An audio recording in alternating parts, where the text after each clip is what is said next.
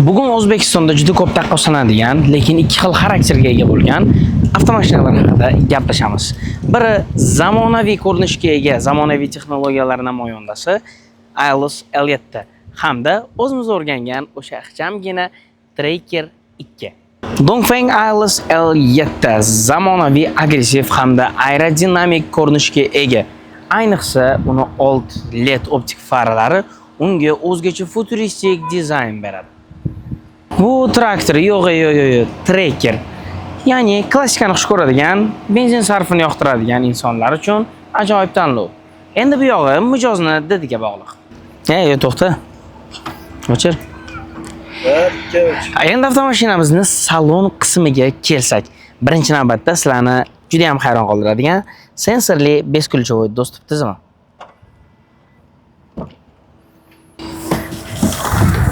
Voy. Konsertlar ishlab turganda vashti boshqacha, tim bo'l. E'tibor berib o'tamiz. 11.3 jumli tablo monitor hamda 15.6 jumli multimedia monitorlar bilan jihozlangan. Salon minimalistik, lekin juda ham did bilan ishlangan. Mana deflektorlar lambo urus eslatirar ekan qaysidir tarafdan.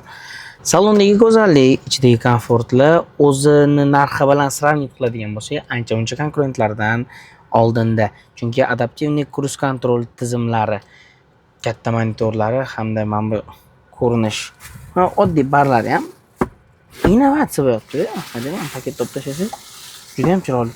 Qo'lni xolisangiz bu yo'g'iga, sarimdaroqqa oldiroqqa qo'yib o'tirsangiz ham bo'ladi. Buni endi bitta test drive qilib ko'rsak, buni ходовой частlari, ko'chada, trassada o'zini qanaqa tutishi haqida to'liqroq ma'lumot olasizlar. Videoni o'qib olishga shoshilmanglar.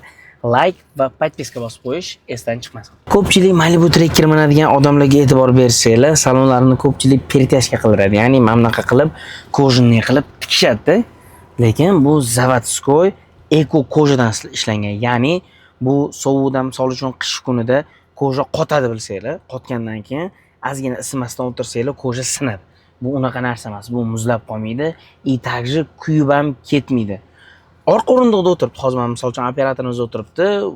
Undan eshitmasdan ko'ra o'zim aytib qo'yaman, juda ham bemalol o'tiribdi. Chunki operatorimiz ham kichkina odam emas. Mendan bir ikkita keladigan odam. Bu degani yo'q, halitdan xulosa chiqarmaymiz hozir. Trackerimizni ham bitta ko'ramiz salonlar bilan. Keyin o'zingizlarning tanlovinglarni berasizlar. Mashina to'liq komplektatsiyasida avtomashinamiz poliklari hamda mana shunaqa zaryadkalar 7 kilovatli uyga o'rnatib, xarajatni maksimal darajada qisqartiradigan, sizlarga qulayliklar yaratib beriladi.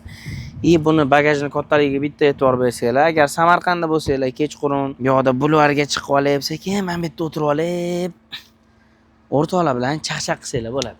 Agar Toshkentda bo'lsanglar, sizlarni Sibirda kutamiz. Mashinamiz bagaji ochilishi ham, yopilishi ham полностью elektroprivodda, sizlarni ovora qilib, ko'tar, tushir, qarsillat degan narsalarni boshingizga solmaydi.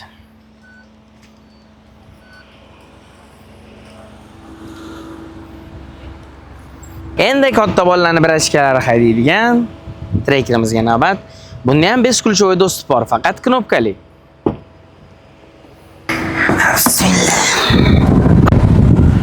Buni ham salonlari o'ziga yarasha shinam, juda ham yomon deb bo'lmaydi, baribir mashina yomon bo'lmaydi chunki.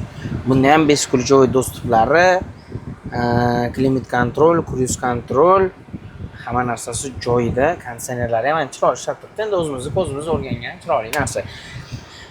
Nima desa bo'ladi? Buni L7 dan bitta ustun tarafini aytib o'taman, chunki bu живой, реальный отзыв bo'lishi kerak.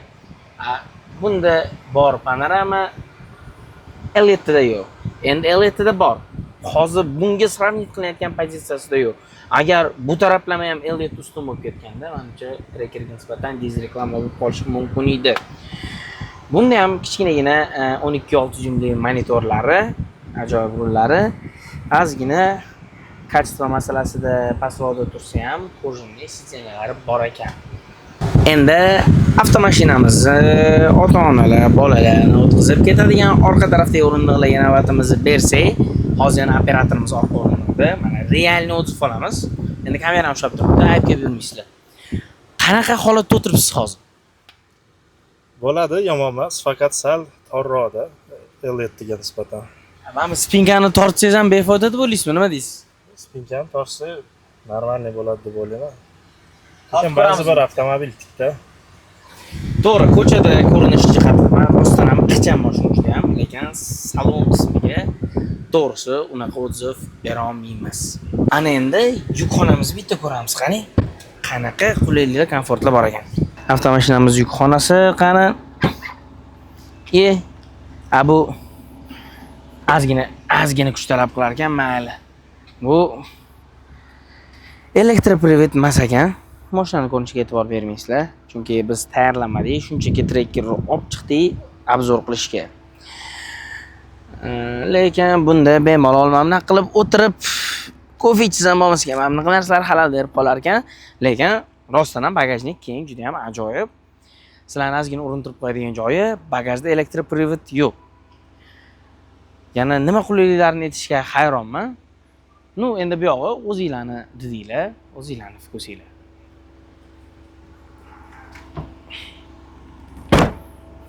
Avtomobil xarid qilayotganda sizlarga yana bitta eng kerakli bo'ladigan fishkalardan biri tezlik. Avtomobil shumkasi hamda uni ходовой qismlari. Tezlikda ko'chada o'zini qanaqa tutadi? Ko'chada tez yurganingizda tashqi muhit ovozi salonga eshitiladimi yo'qmi? Buni hozir sizlar bilan eksperiment qilib, test drive'da ko'rsatib berishga harakat qilamiz. Bunaqa bo'ladigan bo'lsa, biz ketdik mana. 安全带位记。 Asliga bitta mana shunaqa xitoylik opa ham hamrohlik qiladi ketayotganingizda. Faqat xavfsizlik, yo'l harakati qoidalari har doim birinchi o'rinda remenida qolishi kerak.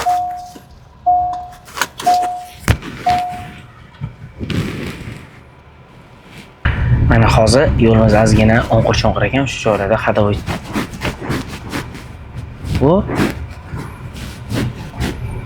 Buni ходовой chashlari yumshoqligiga bitta sabab независимый ходовой sistema terilgan, ya'ni har bitta balon alohida kuzovga bog'langan. O'shaning uchun yamaga tushganingizda, chuqurlarga tushganingizda umuman sizlarga abdacha bo'lmaydi. Mashina o'zini juda ham ajoyib tutadi. Ayniqsa bu mashina bilan trassalarga chiqqaningizda boshqacha emotsiya bo'ladi. Shumlari ham juda ham ajoyib. Tashqi muhitdan umuman ovoz kelmaydi. Oynalarni yopib bemalol, men unaqa baland ovozda ham gapirganim yo'q. Hozir misol uchun agar boshqa mashinada bo'lganimda, menimcha baqirib gapirgan bo'lardim. Ana endi navbat o'zimizning legendarniy trekkerga.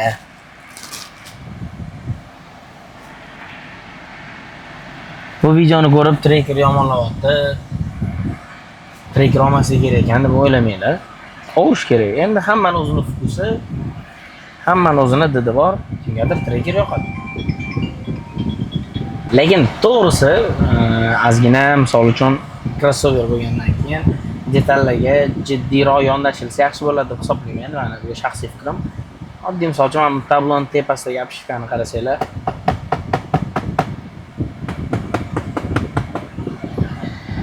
mani fikrimcha, mashina, avtomobil, odam yangi avtomobil xarid qilgan vaqtda mashinani olish kerak. Mashinaga qilinadigan xarajat, misol uchun tonirovka yoki o'zi uchun bo'ladigan broneplyonka bo'lishi mumkin. O'zimizda Chevrolet mashinalarini olganingizdan keyin men juda ko'p ish qilish kerak deb o'ylayman. Mashinani olasiz, shumka qilasiz, eshiklarini ligrovka qilasiz. Har narsa qilishingiz kerak. Mashinani olgandan keyin ham boshqa risk ko'p bo'ladi. Shuning uchun tanlovda adashmanglar deyman sizlarga. Ana endi buni tezligini bitta hisoblab ko'ramiz. Qani tezlanish qanaqa? Gazni hozir mana dakkansa.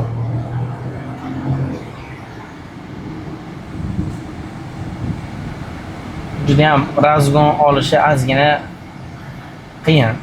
Mashinani vazni unchalik og'ir emas. Yoki mashinaning ichida 4 ta yoki 5 ta odam o'tirgani yo'q.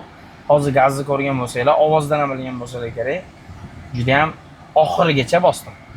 Lekin buni 40 dan 80 tezligigacha chiqishini o'zi bir 5-6 sekund vaqt olib qo'ydi. Buni elektr bilan solishtirish menimcha birinchi navbatda o'zi xato. Lekin ko'pchilik nimaga bu munosabat qiladi bilmadim. Komfortli jihatlarni ham avtomobil tezligi, kuchlanishi, tashqi ko'rinish masalasida ham tan olish kerak, o'sha Xitoy oldinda. Xabaringlar bo'lsa kerak, Xitoyda Chevrolet zavodi yopildi. Sababini bilasizlarmi nimaga? Sababi tak iyul oyini o'zida Xitoy jami 174 mingta o'zini mahsulotlarini, o'zi ishlab chiqargan avtomobillar, o'zini brendlarini sotishga erishgan. Lekin eng bir kulgili ham achinarli tarafi, Chevrolet bir oy davomida atiga 4 dona avtomashina sotgan. Bu yomon natija emas, bu juda ham bir achinarli natija deb hisoblayman. Lekin tan olish kerak, unaqa narxga Xitoy o'zida, misol uchun Xitoy o'zida ishlab chiqariladigan Chevrolet mashinalarining puliga Xitoy o'zini shunaqa brendlari bor, juda ham va shior tashlaydi. Misol uchun oddiy olib qarasanglar, Xitoyda men o'zim Xitoyda bo'lganman, borib ko'rganman. Chevrolet avtosalonlarida Chevrolet Corvette, Chevrolet Camaro, Silverado, Tahoe shunga o'xshagan faqat katta modellar bor. Ularning narxiga, misol uchun Xitoyda Camaroning narxini endi bilmayman, primerni bo'lishi mumkin. 45 ming, 50 ming atrofida bo'lishi mumkin Camaro. Lekin Xitoyda aqli ishlagan xalq, kallasi bor xalq, ularda benzin qimmat, ularga umuman qarashmayapti o'zi. Uni o'rniga Vayak Free olishyapti. Juda ham ko'p ko'rdim. Aito xarid qilishadi. Li 6, Li 7, Li 6, Lishan L6 ni o'zi Xitoyda sotuvi juda ham baland. Eksportga даже ulgurishmaydi ular shuni hisobiga. Shuning uchun menimcha Chevrolet zavodi Xitoyni tark etdi. Lekin bizda hali ham avtosalonlarimizda Cobalt'ga, Trekkerga navbatlar hali ham shash qator deydi-yu, shash qator. Juda ham ko'p. Ushbu videoni ko'rgan bo'lsanglar, sizlarga ma'lumotlarimiz foydali bo'lgan bo'lsa, tanlovda adashmaysizlar deb o'ylayman. Sizlarga shunaqa yaxshi konsultatsiya bilan yaxshi avtomobillarni tavsiya qiladigan bu faqat BB Cars Samarqand hisoblanadi. Bizlar bilan bog'laninglar. Qanaqa mashina Xitoy avtomobillari kerak bo'lsa, sizlarga biz topib berishga harakat qilamiz. Va qulay sotuv usullarida xohlasanglar naqd savdo, xohlasanglar nasiya savdoga xarid qilishinglar mumkin. Bemalol pastki raqamlarga murojaat qilasizlar. Ma'lumotlarimiz foydali bo'lgan bo'lsa, qo'ng'iroqcha hamda podpiska, like bosib qo'yishni esingizdan chiqarmanglar. BB Cars har doim sizlar bilan. Salomat bo'linglar.